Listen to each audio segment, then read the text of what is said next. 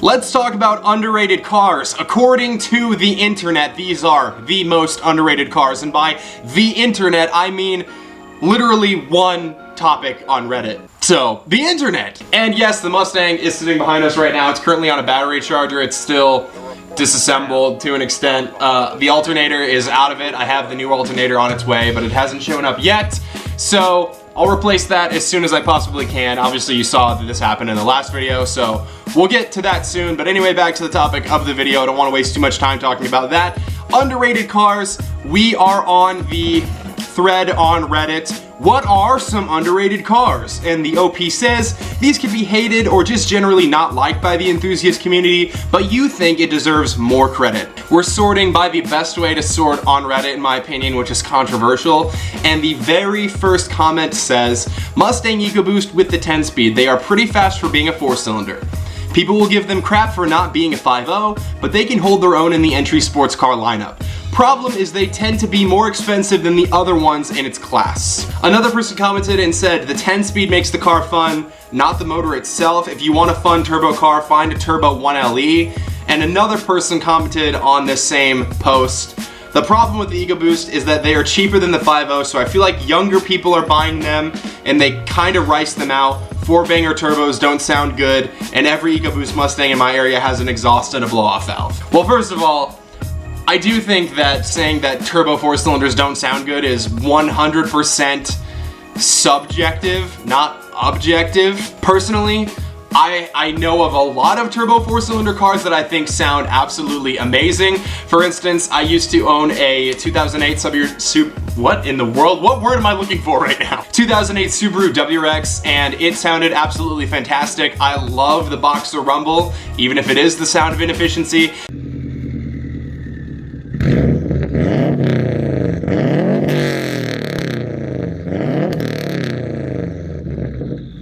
That is a fairly objectively good sounding 4-cylinder. I know it's not everyone's cup of tea, but it's a pretty unique and good sounding 4-cylinder turbo. So I think that's kind of dumb.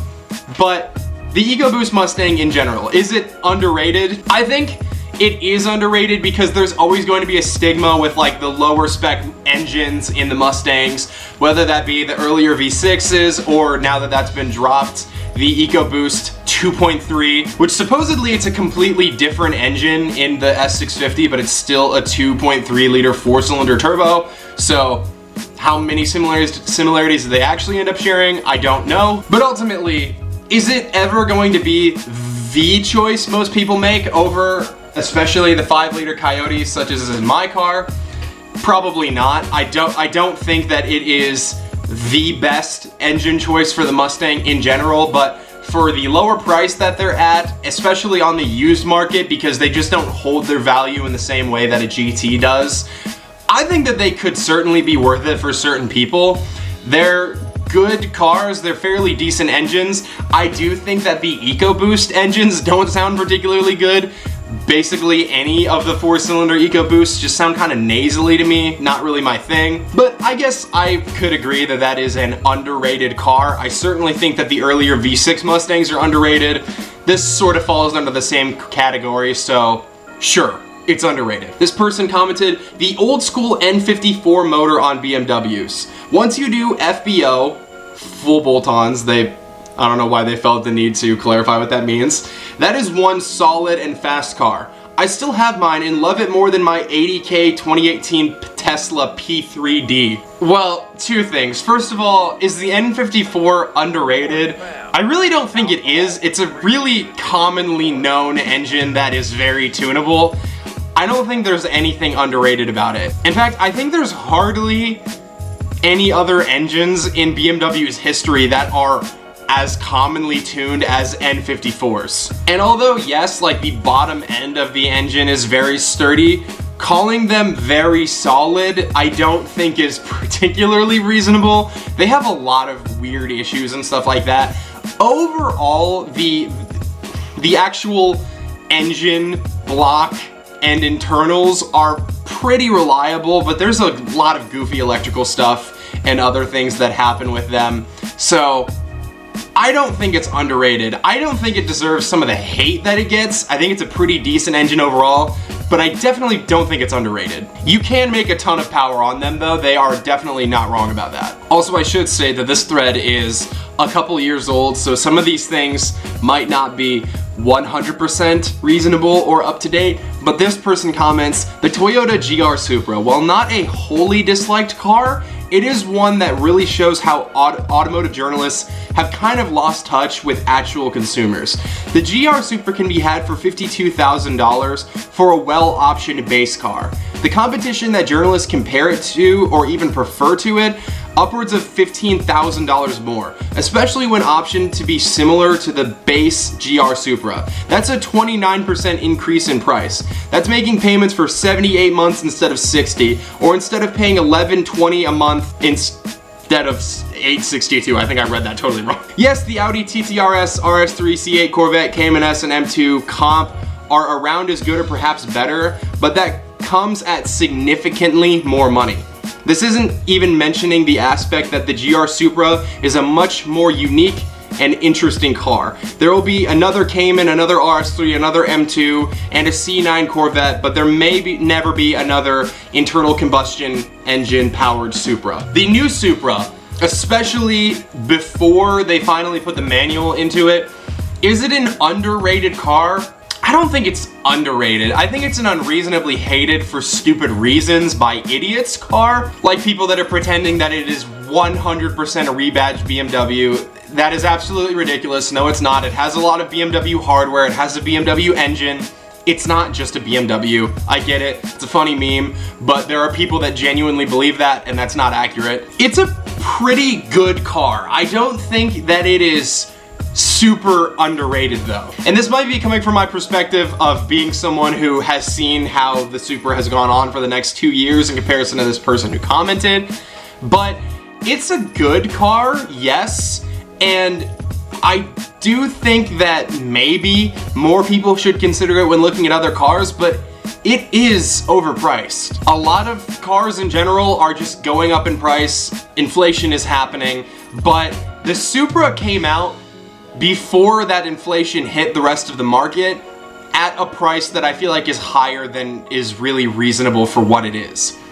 It's definitely a good car, and I see what they mean by comparing it to other more expensive cars, but some of those that they mentioned, like a C8 Corvette, is not at a base level if you could actually find it for MSRP, is theoretically not that much more expensive, and is, in my opinion, a lot more car. So, I don't know. I'm kind of mixed on this one. I don't feel like it deserves some of the hate that it gets. It's a good car.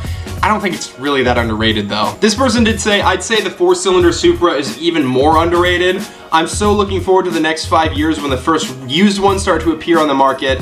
Where I live, cars are taxed on power, and it's a recurring tax, so you pay it monthly until you get rid of the car. Finding a fun coupe with under 300 horsepower is not easy. I think that the 4-cylinder Supra is slept on, but it is even more overpriced in comparison to the inline 6 Supra, in my opinion. It's not that much less car than the 6-cylinder Supra is, but it's not that much cheaper, and I feel like there's definitely better options for the price of the 4-cylinder ones. This person says, the Lexus F Sport brands are not recognized enough, especially the LFA and LC500s, which they over-engineered it. Okay, well, let's be clear right from the beginning. The LFA is not underrated at all. The LFA is a great car, and of course everyone quotes Jeremy Clarkson saying it's the best car he's ever driven and whatever, and at least when the LFA was new, he said if he was offered any car that had ever been made, he would take a dark blue LFA.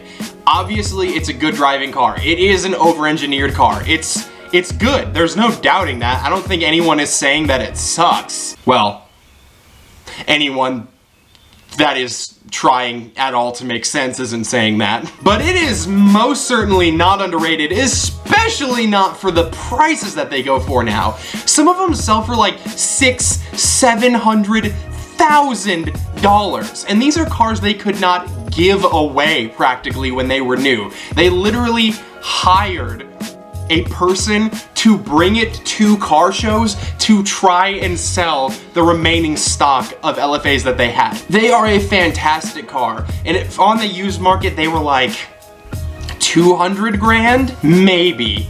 maybe they could be considered worth it or underrated, but for the ridiculous prices that they sell for, they are absolutely not underrated. It is a good car. I think it's a good looking car. It's not everyone's cup of tea. I think it looks pretty cool.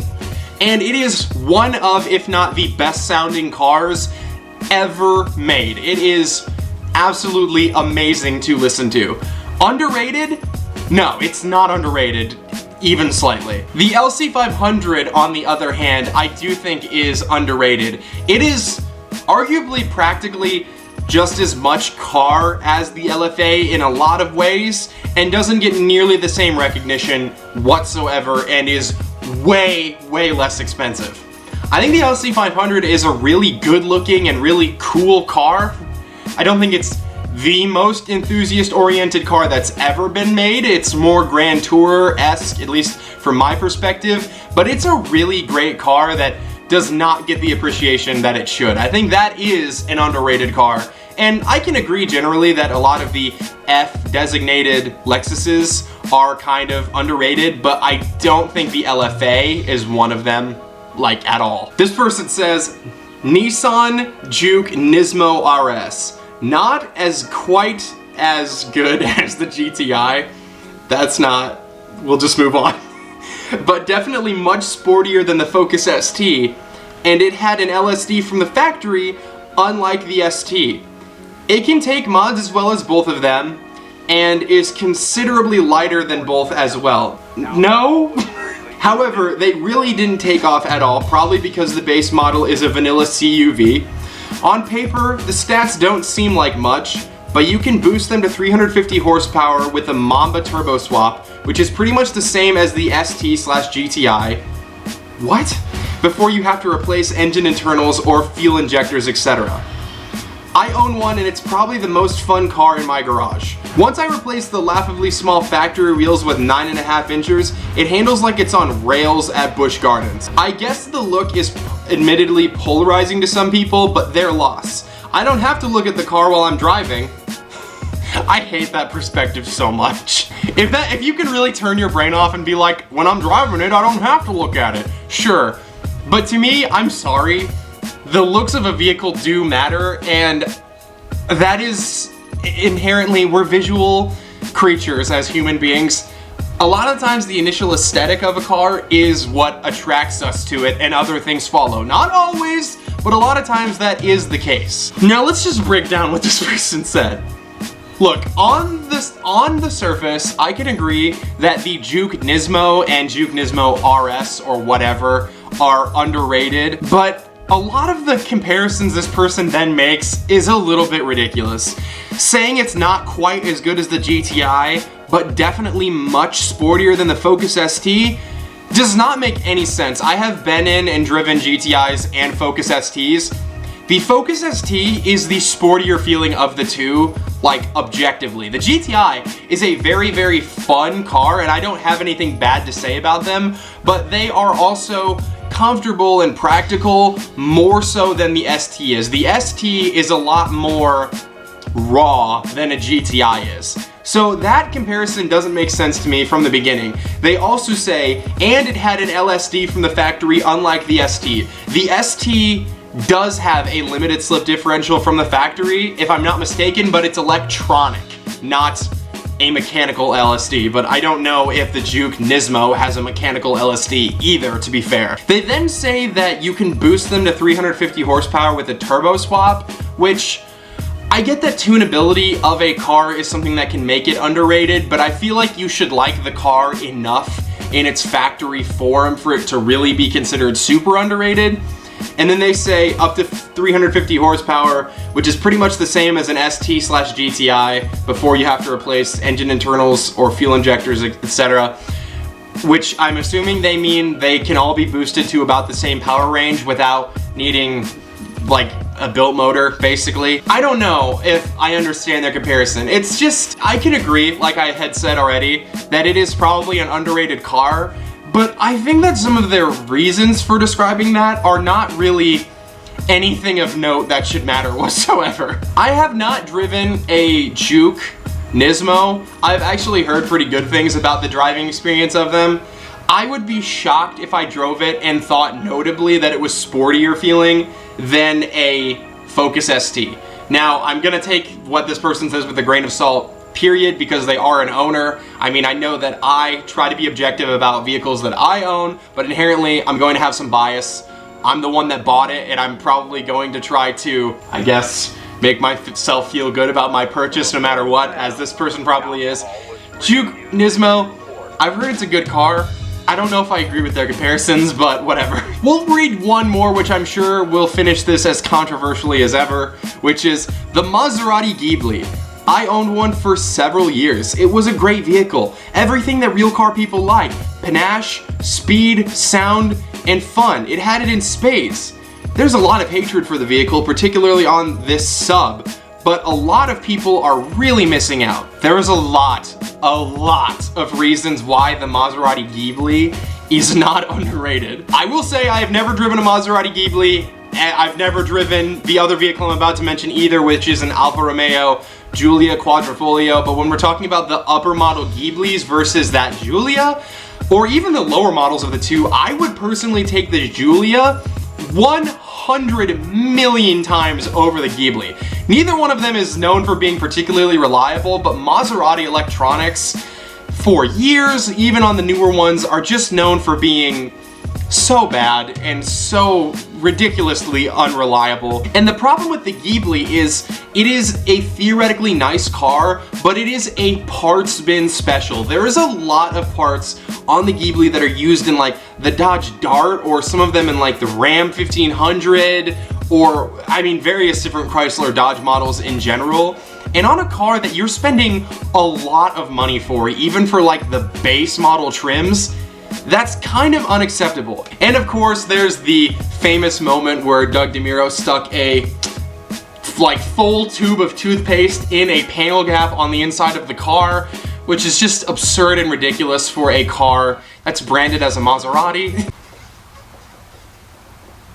It's a good looking car. It is, it's a nice looking car. I think that basically all new Maseratis are pretty good looking vehicles, but it hardly has any redeeming qualities outside of that. In fact, a lot of the new Maseratis don't, especially not for their price. If they were much cheaper, sure, maybe they're worth it. If you're leasing it, whatever, go crazy, I get it, but I don't think there is basically any reason to buy a Maserati Ghibli. Is the Maserati Ghibli underrated? No, it is not underrated. And this is what makes this interesting, which is that underrated, I think people tend to think if something is very hated and isn't complete crap, that means that it's underrated. No, it absolutely does not. Something being hated is a common trait of something being generally underrated, but just because something is hated does not mean that it is actually good, and this is a very clear example of that. Maybe when you can find them on the used market for like $12,000 inevitably in 5 years, it might be worth it, but as a new vehicle, I certainly don't think that it makes any sense to pursue a Maserati Ghibli. There are so many other better options. Please look into those first. So thank you very much for watching this video. I very much appreciate each and every one of you guys who stops by and checks out the channel. If you did enjoy this video, please consider subscribing to the channel. We're trying to hit 1,000 subscribers by the end of the year, and we have about 150 at date of filming left to go, so we are closing in on that target. I definitely think we're gonna hit it, and with your help, maybe we can hit it even sooner. And if you really enjoyed the video, please consider hitting the like button as well. That also really helps out, and I will see you guys all in the next one.